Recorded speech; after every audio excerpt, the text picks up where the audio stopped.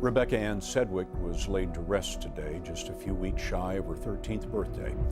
She was known as Becca, and police say she took her life after getting bullied relentlessly by kids on the internet.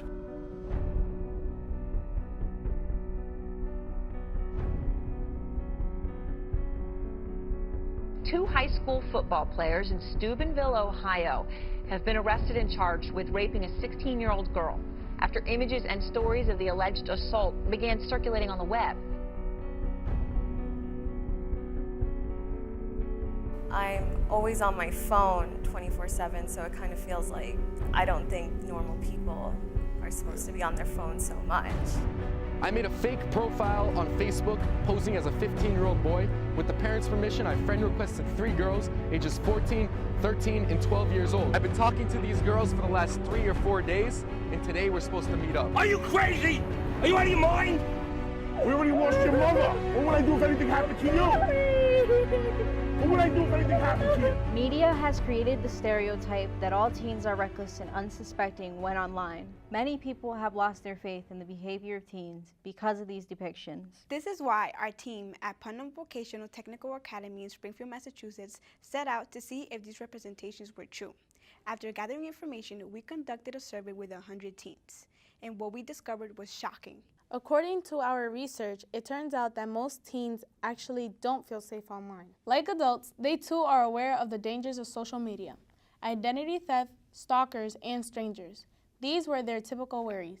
Yet, as the stereotype suggests, some teens still choose to use the internet and communicate with strangers. Because they want to put themselves out more, they want to expand, they want to have an easier way to communicate with friends and being noticed.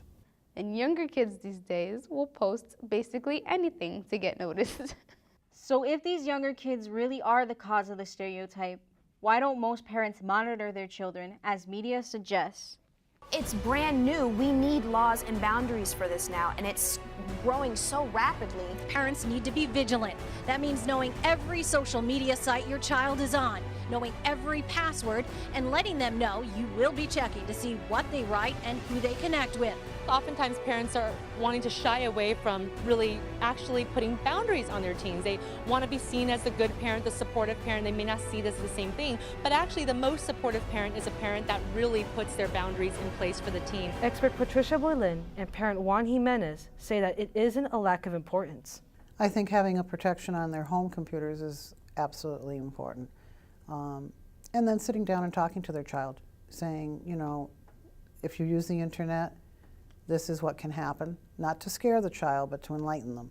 I give a lot of leeway, and I shouldn't, because there is danger out there.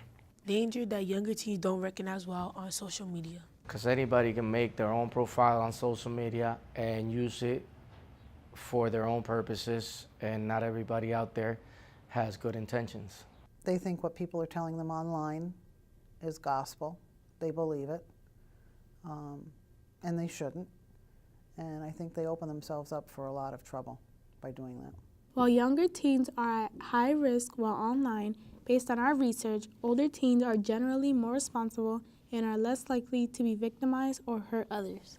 Because older teens know of the dangers of the internet more likely than younger teens do, so they can notice when something might happen instead of like a younger teen that has no experience with dealing with that. They don't even realize that the words that they say can be very hurtful. So what more can parents do to protect their children online? Watch your children. Watch what they do, watch where they go. They may think that you're hounding them or harassing them, but you're protecting them. Because when you don't involve yourself with your children, they often seem to look for that, extra love or support or attention, and being that they're in the social media, they might end up getting that attention from the wrong person.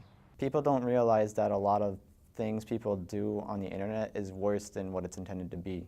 And it's targeted towards the younger people because they're more likely to give in. We're more mature than that, and we can be better role models for our younger siblings. With more vigilance and observation, we can protect the younger generations from the dangers of social media. Hello world. Just whatever's easier for you to say. Okay. It's still recording. You know? She gonna edit it. Okay. Why don't you monitor your kids online? I didn't say I don't. I said not as much as I should. You look like you're both getting knocked out. Like, second. This is how we sleep in class. With more vigilance and observation, we can conduct. I